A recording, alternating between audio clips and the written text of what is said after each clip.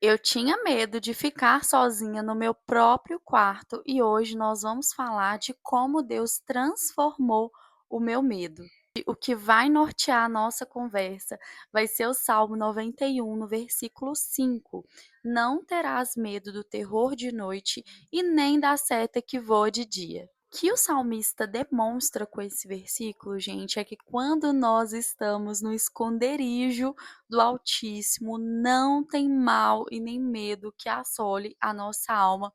E eu vou compartilhar um pouquinho com vocês da minha experiência. E essa situação de medo do meu quarto, gente, eu lembro que quando eu tinha aproximadamente ali por volta dos meus 5 anos, eu tinha muito medo das minhas bonecas e dos meus ursinhos. Então, normalmente eu sempre virava eles de costa ou colocava até mesmo um pano, guardava para eu não ficar olhando para eles, porque eu tinha muito medo. Só que por um tempo, gente, eu achava que era coisa da minha cabeça, medo mesmo, né?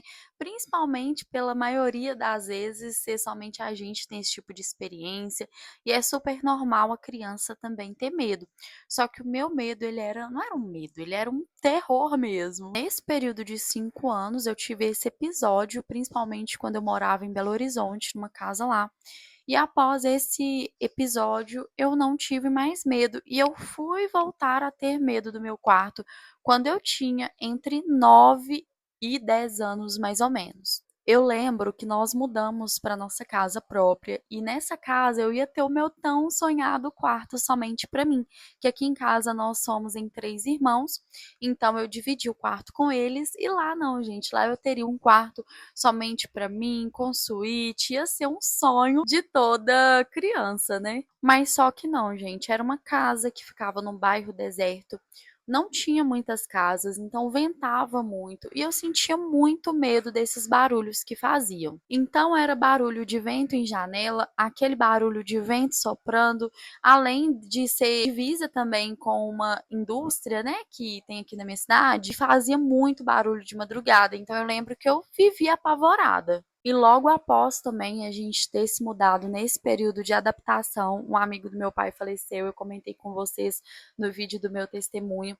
E após esse falecimento, eu fiquei mais impressionada ainda. Então eu comecei a ter visões dele andando pela nossa casa, visões do lugar onde ele morreu, do assassinato dele, e ouvia passos dele pela casa também. Além de ter sonhos também, então nessa época eu lembro que eu tive 2 sonhos na minha infância que me marcaram muito. O primeiro foi com a menina de branco, né, que ela estava toda molhada mesmo, vestida toda de branco, batendo na porta da minha casa, pedindo socorro, me ajuda, me ajuda. E eu, no sonho, né, fui tentar ajudar, mas eu lembro que na hora que eu vi ela, ela desapareceu. E eu também tive um sonho muito marcante, que eu estava numa excursão da escola mesmo, e o ônibus da frente quebrou. E aí os 2 ônibus estacionaram e todos desceram do ônibus para poder esperar consertar. Nesse meio tempo, gente, enquanto eu descia do ônibus, eu olhei para outro ônibus e estava descendo também uma mulher com um vestido todo preto, rodado, esses vestidos de época, com luvas pretas na mão, ela era loira, ela tinha um coque, um chapéu com um véu preto e ela estava de guarda-chuva. E eu lembro que ela olhava para mim e ela fazia assim, ó, e aqui nas dentes dela era tudo vermelho com sangue. E ela olhava para mim, ela ia andando fazendo esse barulho, e ela foi subir no morro, chegou na ponta do morro, ela olhou para mim e falou assim: "Um dia eu ainda te pego". E nesse momento ela se transformou num guarda-chuva e desapareceu, um guarda-chuva preto e desapareceu. Esse foi o sonho mais tenebroso da minha infância. E a partir disso, gente, acabou. Aí a partir disso eu comecei a levar meu irmão para poder dormir no quarto comigo, meu irmão mais novo. E como a minha avó sempre foi muito católica, então eu comecei nessa fase assim, eu tinha 9 para 10 anos, mas eu comecei a ser uma católica fervorosa, como graças a Deus hoje eu ainda sou. E eu lembro que eu dormia com várias imagens. Então eu dormia como uma imagem de Jesus Cristo, uma imagem de Nossa Senhora Aparecida e alguns ursinhos, e eu usava aquilo ali como um apoio mesmo emocional para eu não sentir tanto medo. então eles eram a minha companhia. Só que, gente, dormir com meu irmão também não deu muito certo, que aí meu irmão logo também começou a acordar de madrugada e teve um episódio dele ter visto uma aranha andando no teto e não tinha nada, ele me acordou. Então, realmente, para uma criança, eram momentos de muita tensão. Só que eu achava que eu era muito medrosa, ou que eu estava impressionada mesmo, ou que era somente uma fase de adaptação, né, de uma pessoa que dormia com os irmãos e começou a dormir sozinha. E nesse período eu também tive um sonho muito bom que faz todo sentido eu compartilhar ele aqui com vocês. Foi minha primeira experiência com Nossa Senhora de Aparecida. Então eu lembro que eu era criança e eu caminhava pelas ruas do meu bairro lá, né, de onde eu morava, dessa casa, e Nossa Senhora ia caminhando do meu lado, me ensinando a dar saltos, me ensinando a voar. E eu senti um amor tão grande, gente, nesse sonho, e desde aquele momento Nossa Senhora se fez completamente presente na minha vida. Logo, né, essa fase de sonhos, visões e terror mesmo, né, gente? É, aconteceu um episódio também na minha vida bem complicado que depois, se Deus quiser e permitir, eu vou compartilhar com vocês. Então aconteceu um episódio e nesse episódio eu me revoltei, gente, eu me rebelei mesmo. E aí eu já estava com meus 11, 12 anos, então foi a fase que eu comecei a ir atrás dos meus namoradinhos. Aí ali, gente, não tinha medo de quarto, não tinha nada, sabe? Ali eu realmente comecei mesmo nessa fase de ficar mais focada. Tinha sim algumas experiências, eu sempre fui uma criança muito curiosa.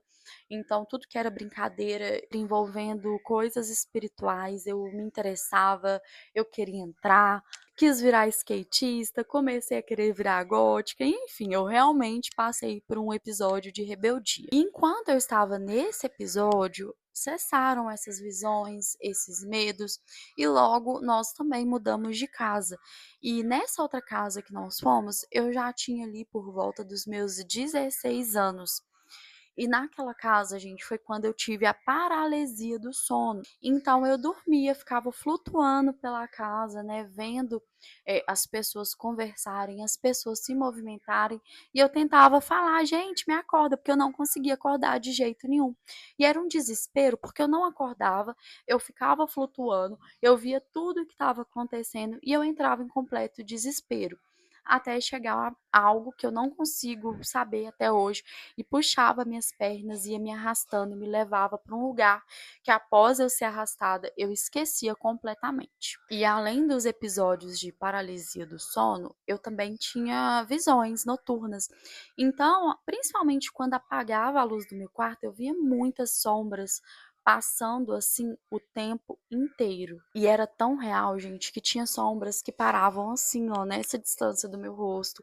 Eu sentia tanto medo, mas eu sentia tanto medo que eu não conseguia ficar dentro do meu quarto. Meu quarto era um ambiente extremamente bagunçado, desorganizado. Eu estava passando por fases terríveis, começando a me envolver com coisas terríveis. Então eu acho que aquilo ali já era um mundo espiritual me avisando que eu tinha mudado de vibração, sabe? Que a vibração já estava começando a cair. Só que naquela época a gente não entendia nada disso. Para mim eu tinha medo, eu era doida, qualquer coisa, menos que existia mundo espiritual e que eu tinha consequência das coisas que eu estava fazendo. Então eu vivi essas experiências, tinha medo do meu quarto, sentia uma energia muito ruim, né, no meu quarto mesmo. Era uma sensação aterrorizante. Nisso eu fui levando para a vida com esse medo, mas sem saber o que estava acontecendo de fato e convivendo com isso. Só que, gente, as coisas elas foram se agravando. Por quê?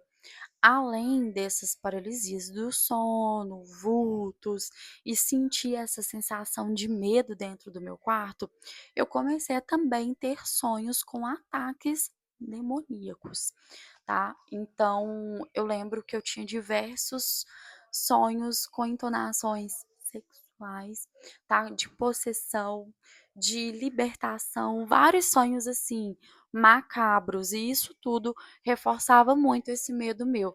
E por diversas vezes eu acordava e eu via uma pessoa toda de preto na beirada da minha cama. E aí, gente, foi assim a minha vida inteira até o meu momento de conversão, que foi quando eu comecei mesmo, né, a encontrar Jesus, a Jesus me derramar esses discernimentos de espírito mesmo, que eu comecei a ouvir salmos antes de dormir, principalmente o Salmo 91 e a oração do Arcanjo Miguel. Então eu comecei a escutar muito e nisso o meu medo, os meus sonhos e todas essas situações de paralisia do sonho começaram a cessar. Então, gente, o que me ajudou mesmo com essa situação de ter medo, sonho, paralisia e tudo que existe de pior foi dormir ouvindo salmos. Então, hoje em dia, eu sinto no meu coração, às vezes Deus me entrega um número e eu sempre durmo ouvindo os salmos. E isso me levou para o meu ponto de conversão maior, que é uma das minhas maiores experiências mesmo espiritual. E eu vou compartilhar com vocês no próximo vídeo, porque tudo que eu gravo aqui para vocês, um vídeo é gancho para o outro, e no próximo eu vou contar para vocês como que eu realmente fiz para me libertar mesmo dessas opressões espirituais que viviam me rondando. Tá? E foi através de muita oração poderosa e muito clamor, gente. E foi assim, sabe? Foi um momento fundamental mesmo para Deus transformar esse medo e eu me senti realmente filha protegida, amada e cuidada. Então, se você também quer saber o desfecho desse vídeo, eu peço para que você continue aqui acompanhando, que no próximo eu vou contar para vocês como que orações poderosas me libertaram, né, dessas situações e fez muita diferença para minha vida. Então é isso, meus amores. Até o próximo vídeo. Beijos!